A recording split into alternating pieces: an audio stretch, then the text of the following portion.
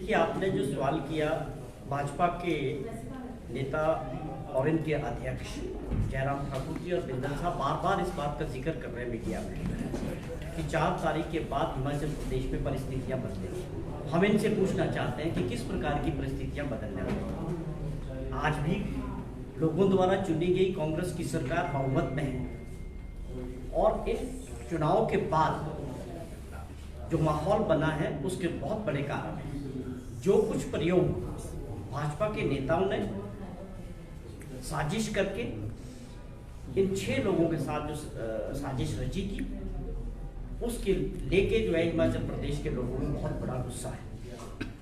आप कहीं भी बात करें, चारों तरफ लोगों में एक बात को लेकर अफसोस है कि ये जो मॉडल था ये हिमाचल प्रदेश में कभी नहीं हुआ। भाजपा क्या दर्शाना चाहती है कि सरकार गिराने की जो साजिश हुई धन बल के जरिए, आप उसको अपनी बहुत बड़ी काबिलियत समझते हो। लोकतंत्र के प्रति आपका ये सम्मान है। लोगों द्वारा चुनी गई सरकार 5 साल के लिए, इन चीजों का जवाब जनता भाजपा से और उन 6 बागी और दागी लोगों से मांग रही। उसके अलावा भाजपा इसलिए भी बैकफुट पे इसलिए ये बयानबाजी कर रही है कि उनके अपने परिवार में इन लोगों को टिकट देने की वजह से भाजपा का कार्यकर्ता और नेताओं में बहुत निराशा है। अब आप देखें कि आप दूसरे परिवार से आए हुए लोगों को टिकट देंगे तो जो वहाँ आपके लोग थे, आपके नेता थे, वर्षों से पार्टी का काम कर रहे थे, उनमें बहुत बड़ा गुस्सा है। और वो ये सारी चीज़ें जो है आप देखना 1 तारीख को जब चुनाव होगा, जिस प्रकार का प्रचार मुख्यमंत्री जी ने अभी किया है इन 6 जगह भी और चारों पार्लियामेंट्री में भी, बहुत बड़ा जन समर्थन, लोगों का प्यार मिल रहा है और लोग उमड़ रहे हैं उनकी सभाओं में। इससे साफ जाहिर है कि हिमाचल प्रदेश के लोग चाहते हैं कि उन्होंने जो सरकार दिसंबर 22 में चुनी थी 5 साल के लिए, वो निश्चित तौर पे पूरी चलनी चाहिए। और पहली बार एक आम परिवार से जो मुख्यमंत्री मिले हैं ठाकुर सुखविंदर सिंह सुक्खू जी, जिस प्रकार उन्होंने 15 महीने में जो अपनी कार्यशैली रही है, जिसमें आपदा के दौरान काम करना या अपनी गारंटीज जो कांग्रेस पार्टी की थी उनके ऊपर काम किया, क्या ये नेता भाजपा के ये बता सकते हैं? इस बात पे चर्चा कर सकते हैं लोगों के बीच? क्या इनके प्रचार में इस बात का जवाब है कि क्या हमने ओपीएस लागू नहीं किया? क्या हमने पहला ऐसा राज्य नहीं बना जो दूध देने वाला एमएसपी देने वाला पहला राज्य नहीं बना हिमाचल प्रदेश? जो दूध पैदा करने वाले जो लोग हैं, जो किसान हैं, उनको 9 से 10 रुपए किलो दूध की कीमतों में बढ़त हुई। महिलाओं को जो सम्मान निधि 1500 रुपया मिलना है हमारी माताओं और बहनों को, क्या जयराम जी इस बात का जवाब दे सकते हैं कि आप इस योजना का विरोध क्यों कर रहे हैं? क्या आप और आपकी पार्टी महिला विरोधी है? इस चीज का जवाब चाहिए हमको। आप अपनी पूरी टीम को लेके इस योजना को रोकने के लिए इलेक्शन कमीशन में गए, आपने इस चीज का जवाब हिमाचल प्रदेश की महिलाओं को दिया, माताओं और बहनों को दिया कि आप किन कारणों से इस योजना का विरोध कर रहे हैं जो सरकार ने लागू की है और 18,000 रुपया 1 वर्ष के अंदर उन महिलाओं को मिलेगा एक सम्मान निधि के तौर पे। आप महिला विरोधी हैं या आप सरकारी कर्मचारी विरोधी हैं जिनको ओपीएस मिला, या आप किसान बागवान विरोधी हैं? आप मुद्दों पे बात करें, मुद्दों पे चुनाव होना चाहिए। 15 महीने के समय में ठाकुर सुखविंदर सिंह सुक्खू जी की सरकार ने जो प्रदेश में बड़े काम किए हैं उन पे ये चुनाव की चर्चा होनी चाहिए। इसके अलावा जो देश का चुनाव जैसे जैसे आगे बढ़ रहा है, आज 5वें चरण का चुनाव देश में हो रहा है। जैसे जैसे चुनाव आगे बढ़ा, माहौल बड़ी तेजी से बदला, पूरे देश में माहौल बदलाव का है। इस बार देश में बदलाव होगा। जो 10 साल से जो इस देश में राज कर रहे हैं उनकी बौखलाहट साफ दिख रही है। प्रचार में मुद्दे ना होने की वजह से चर्चाएं मंदिर मस्जिद या ऐसे मुद्दों पे हो रही है जो दुर्भाग्यपूर्ण है। अब देश की जनता समझ चुकी है कि जिनको 2014 में मौका दिया, 2019 में मौका दिया, ये उनका वक्त है कि उन्होंने 10 सालों में देश के लिए बेरोजगारी को रोजगार देने के लिए, किसानों को अच्छे मूल्य उनके उत्पाद के देने के लिए, महंगाई से लोगों को निजात दिलाने के लिए, इन चीज़ों पे लोग अपनी बात चाहते थे कि इन चीज़ों पे माननीय प्रधानमंत्री जी को बात होनी चाहिए, चुनाव का प्रचार होना चाहिए। महंगाई इतनी बढ़ गई, लोगों को अपने परिवार चलाने मुश्किल हुए, लेकिन देश की जनता जानती है कि नरेंद्र मोदी जी की प्राथमिकता जो है पूंजीपतियों के साथ है। वो गिने चुने 100 लोगों के लिए जो है सरकार में 10 साल काम करते रहे। ये जो गरीब लोग हैं वो 80 करोड़ लोगों को जो है 5 किलो चावल और 5 किलो गेहूं पे ला के छोड़ दिया। ये आपका 10 साल का मॉडल है विकास का। इस तरह से आप विश्व की तीसरी आर्थिक शक्ति भारत को बनाएंगे, जहां 80 करोड़ लोग केवल 5 किलो चावल और गेहूं के लिए आके निर्भर होंगे। ये बातें देश की जनता बहुत अच्छी तरह समझ चुकी है। युवा साथी देश का बहुत निराश है, उनके पास रोजगार नहीं है, उसकी चर्चा नहीं है, लोगों के पास काम नहीं है, धंधा नहीं है। ये असली मुद्दे हैं देश की जनता के, लेकिन जो सत्ता में वो इन मुद्दों से भाग रहे हैं। निश्चित तौर पे जो है 4 तारीख को ऐसे परिणाम आने वाले हैं देश में, जो समर्थन कांग्रेस पार्टी को और इंडिया गठबंधन को मिल रहा है, इससे साफ तौर पे दिखता है कि देश में बदलाव है और इनकी सरकार बनेगी। और सरकार बनने के बाद कांग्रेस पार्टी ने जो अपना मैनिफेस्टो रखा है, जिसमें हर वर्ग के लिए न्याय की बात की गई, युवा साथियों के लिए रोजगार की बात की। 30 लाख तो ऐसे रोजगार है जो भारत सरकार में अप्रूव्ड पड़े, तो उनको भरेंगे हम। उसके अलावा दूसरे क्षेत्रों में रोजगार पैदा करेंगे। अग्निवीर की इस योजना को खत्म करेंगे, जहाँ केवल 4 साल आप लोगों को, बच्चों को भेजते हैं फौज में और उसके बाद उनको घर भेज देते हैं। ये जो ऐसी बड़ी बड़ी चीजें हैं, महिलाओं को न्याय की बात की, 1 लाख रुपया गरीब और जरूरतमंद महिला को 8500 रुपया महीने के हिसाब से मिलेगा। किसानों को उनके जो उत्पाद है उसकी डबल इनकम मिलनी चाहिए, उसको कानून बना के सुनिश्चित किया जाएगा।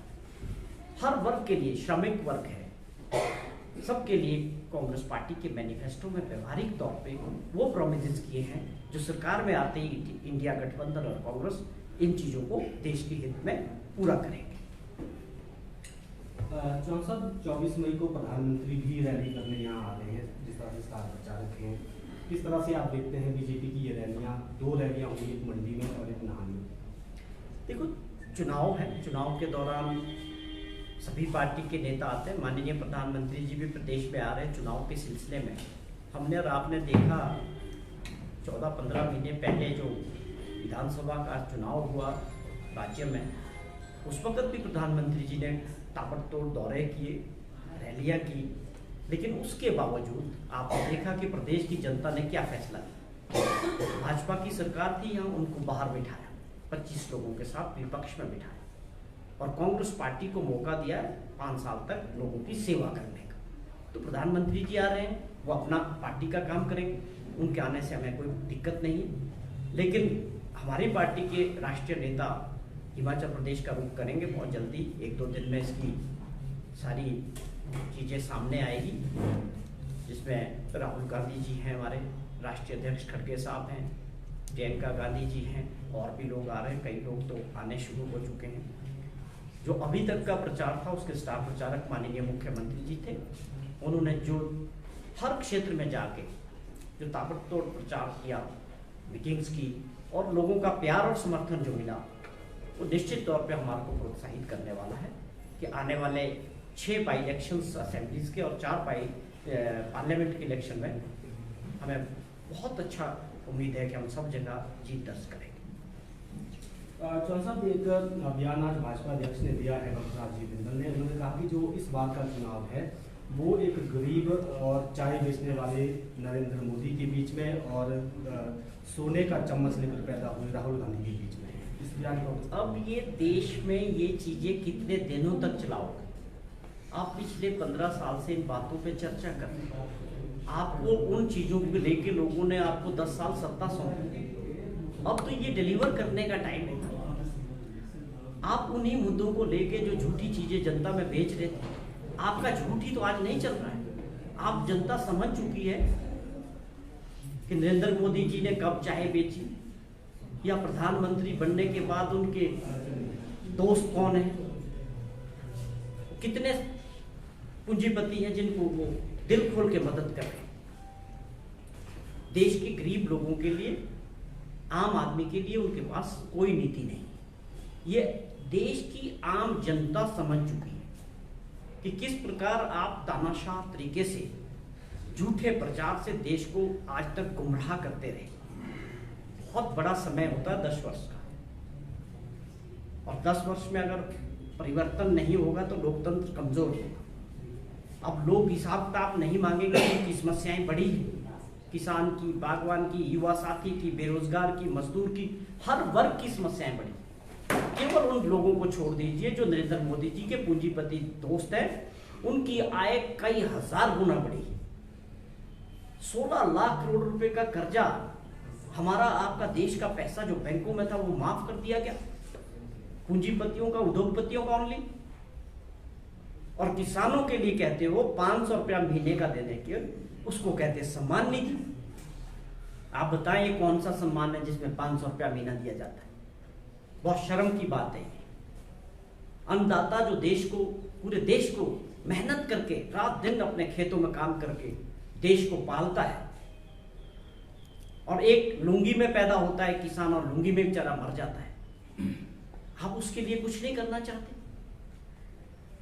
उनके लिए आपने सिर्फ 6,000 रुपया, सिर्फ चुनाव के दौरान 500 रुपया महीने का आप उसको सम्मान निधि कहते हो। ये बहुत दुर्भाग्यपूर्ण चीजें हैं। इस वक्त देश के अंदर बहुत गुस्सा है और देश निश्चित तौर पे बदलाव की तरफ जा रहा है। और 400 का जो आंकड़ा देने वाले ये लोग हैं, ये केवल मात्र लोगों को गुमराह करने के लिए आंकड़ा पेश किया गया। और जो सच्चाई है और वास्तविकता है वो ये है कि 200 का आंकड़ा भी एनडीए टच नहीं कर रही। चौहान साहब, आज जो कंगना राउत लाहौल-स्पीति गई है और वहाँ पर लोगों ने काले झंडे और गो बैक के नारे लगाए, इसको किस तरह से देखते हैं?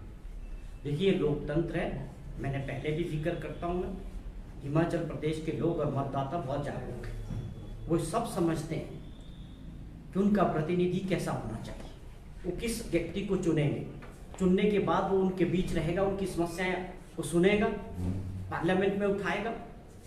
हमें इस बात का कोई डर नहीं है कि यहाँ फिल्म इंडस्ट्री वालों को उतारा जाए। हिमाचल प्रदेश में इन चीज़ों का कोई असर नहीं होता। लोग बहुत जागरूक और समझदार हैं। इसी के परिणाम स्वरूप कंगना रनौत को कैंडिडेट बनाने के बाद भाजपा के अंदर भी बहुत रोष था, उनके कार्यकर्ता लोग भी नाराज थे। लेकिन कंगना जी सुर्खियों में रहने के लिए, सुर्खियां बटोरने के लिए कुछ ऐसी बयानबाजी करते हैं जो नहीं होनी चाहिए। हिमाचल प्रदेश में जब भी चुनाव होता है बहुत मर्यादा के अंदर होता है। हर तरह से मर्यादाओं का ख्याल होना चाहिए। एक दूसरे के प्रति पर्सनल होकर कोई बयानबाजी नहीं होनी चाहिए। और जो कुछ वहाँ लोगों ने किया उनका कोई इशू होगा, जो उन्होंने काले झंडे दिखाए,